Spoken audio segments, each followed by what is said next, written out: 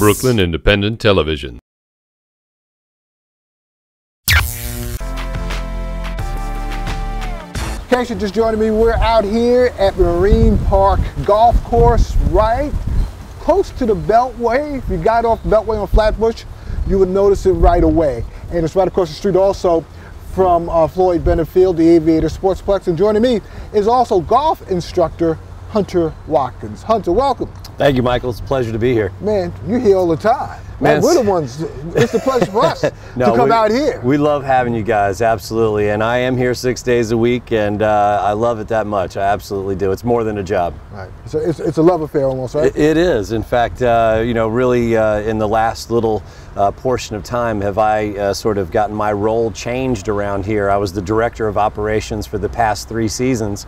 And now the growing of the game of golf is #1 for me. So really trying to get new people into the game, juniors. You know, there's no age criteria when it comes to learning and playing this game of golf. In fact, I would urge anybody, I'm gonna look right into the camera, I would urge anybody in New York City to come out to Marine Park, because this is not only is it a city park, as you can see behind me, it's absolutely gorgeous. I mean, it's a way to get away from the city, really come out here, enjoy yourself, and it's not like Yankee tickets. You know, you can afford to come to Marine Park. I don't care what kind of budget you're on. You can afford to come here. You better have seen the Yankees on the road somewhere as far as I'm serious. You got to refinance your house to go see the Yankees. When it comes to lessons, how many lessons do you give a day on an average day, especially during the summer and spring months? You know, like I said, with my role changing around here, it's really been more towards that this particular year. We were always trying to grow the game of golf and see people be successful in playing,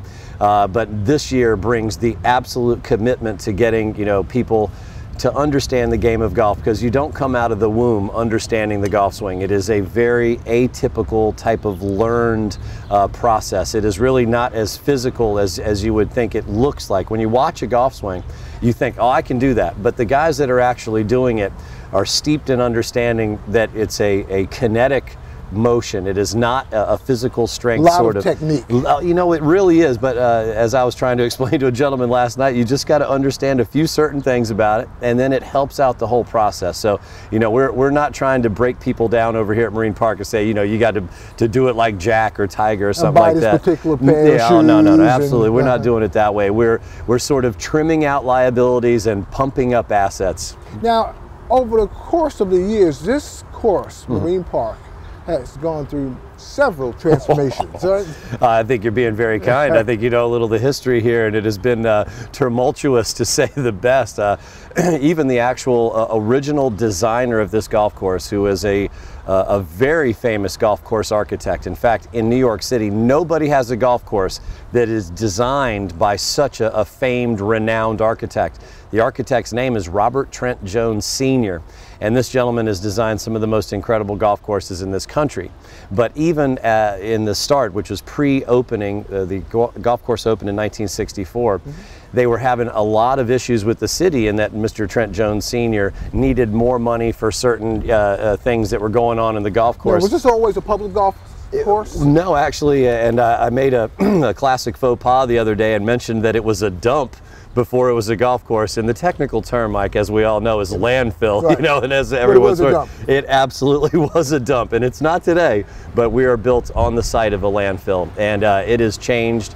Not only in ownerships and the people that are operating it, but the current ownership right now, the Micheal Giordano and the Giordano family, have absolutely done more for this place and New York City than anybody else, at a time where people are taking money from golf courses, cutting back on budgets, cutting different jobs and roles and amenities that a golf course would have. Especially when it comes to the city. Oh, yeah, are you kidding? Activities, no doubt. You know, the mayor is just going through the budget with a hatchet. Yeah, without a doubt. And that same sort of premise is why what Micheal Giordano is doing for Marine Park is so special, because golfers really want to see conditions like you see behind me, and that costs a lot of money.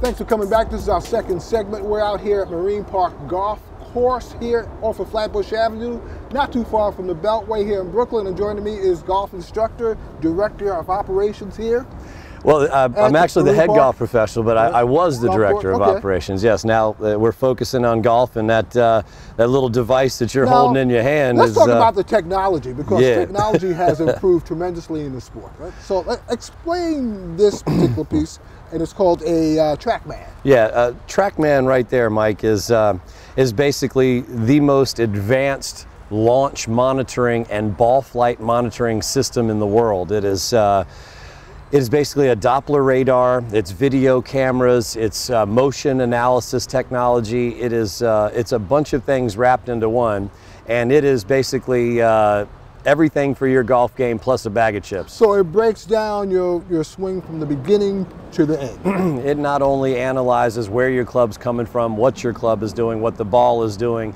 all the data that is surrounding any of those particular areas. I mean, it can tell you that you hit one club a little left of center, that you hit another club a little bit right of center. It tells you not only how far each particular club goes in the air and on the ground. It actually looks at over 200 yards, over 600 feet of flight of the golf ball.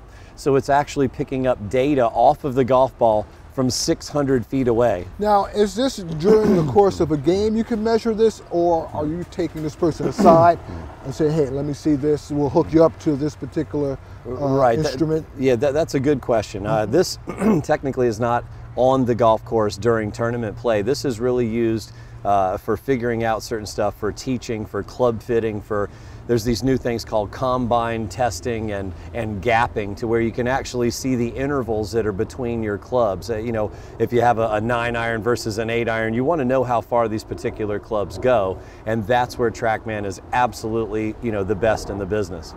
And how long does it take for a person to improve his game using TrackMan? Right. Well, because this is actually so state-of-the-art, we're developing the types of packages and how folks at home are going to be able to come use this incredible system here at Marine Park. So we're going to have it available for hours. We're going to be able to purchase multiple hours of sessions on the thing, or you could actually do 15 minutes. So there's going to be a multitude of ways to get TrackMan into your life. Now, also, overall, the participants in this game have improved as far as their workouts. They're more of an athlete than they were years ago. Not to take anything away from Jack Nicklaus and the previous guys that played, but Tiger Woods brought that into being, right? As far as the endurance, the weightlifting. You know, Mike, normally you're right on about everything, and I love you for that, but not in this case. Not in this case. No, Tiger Woods absolutely was not at the forefront of bringing fitness to golf. The gentleman that did that was named Gary Player. Okay. Gary Player is a gentleman from South Africa and believed in physical fitness 50 years ago. You know, so really Tiger has taken it to an all new level as far as cardio workouts, physical conditioning, core strengthening. You think back then when Player was playing that people weren't open to it? No, in fact, it was shunned. It was absolutely thought of, and it was a misconception that by building body mass and by building core strength and by exercising, it would deteriorate the flash sort of speed muscles that you need in golf. But that is absolutely not the case. Absolutely not the case. So it was a rumor back in the day. They're like, oh, you can't work out if you're a golfer because you're going to hurt your golf game.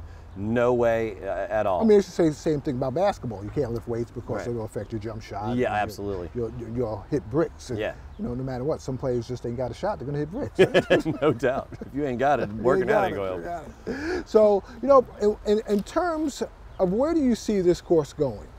You know, that's a great question, Mike. You know, this golf course is headed in a place that I would be lying to you if I told you that there was a cap on what this golf course could actually do.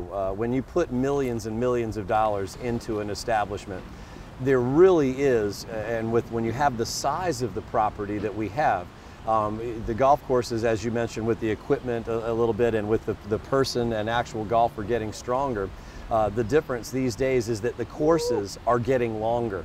So as where, you know, in the 1960s versus the 1980s, the courses got a little bit longer.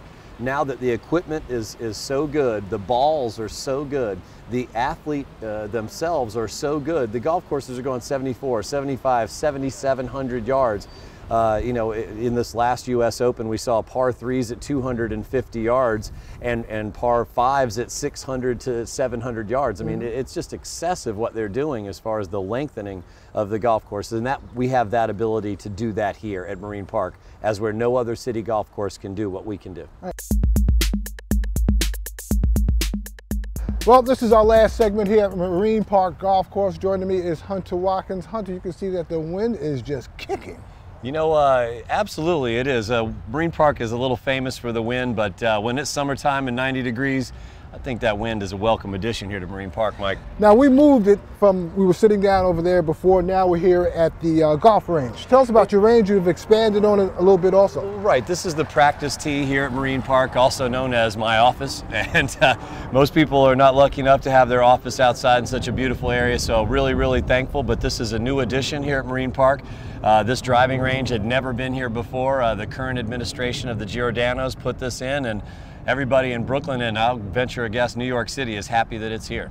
Now, we were talking, you're a musician. I am. And you also said that there is a rhythm to the game, just like music. You know what, it's very funny that you teach it according how you teach music also, right? That's right, Mike. You know, some of the best ball strikers in the history of the world. Real quick, what instrument you play?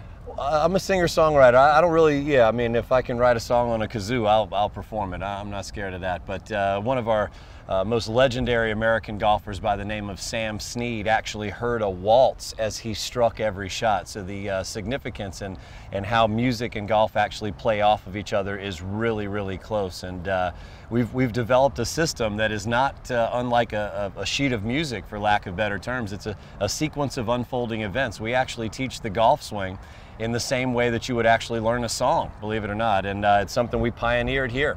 Real quick, give me an example as far as how you would go about doing this. Well, you know, a sheet of music actually has measures, and the first sheet, the first measure actually is going to be the same whether you're playing it here or in Virginia or wherever you happen to be. So literally, you just follow an order of unfolding events. A page of music is a sequence of unfolding events, and the golf swing is exactly the same, Mike. So it's just like sometimes you're not going to hit that note, and sometimes you may have to improvise. Right? Well, right. I mean, there's definitely times for all that stuff, but rhythm, tempo, timing, these things are really important in music as well as in golf. Now, as far as the hours, also, let's go over the hours that you keep here during the summertime. Sure. And also during the spring, winter, fall. It gets a little ridiculous. I mean, obviously, when you have a golf course, we want people to play from dawn to dusk, and that's our hours. We open at the crack of dawn and we close when it's dark. So this golf course is open for New York City residents, for non-residents, for everybody, dawn to dusk. Now, I got to say also, what really impressed me about this place is that it's so diverse. That is really an incredible thing. When you sort of had just this location, the location was always good. Obviously, we're in Brooklyn. But then when you start making the conditions a lot better and the millions of dollars like we talked about before are going into this golf course, it is really, really bringing folks together, and in a wonderful way. It's rare that you can have so many diverse backgrounds and not be in anybody's face. I mean, when they come out to the golf course, we've had altercations out here, but it is a peaceful place to be and really awesome. And you have different clubs out here also. Oh, sure, absolutely. I mean, there's ladies clubs, there's men's clubs, there's everything that you could possibly imagine. Right. Where do you see this place going also? You know, as far as the instructional side of things, that's really my forte and what I have been able to bring to Marine Park.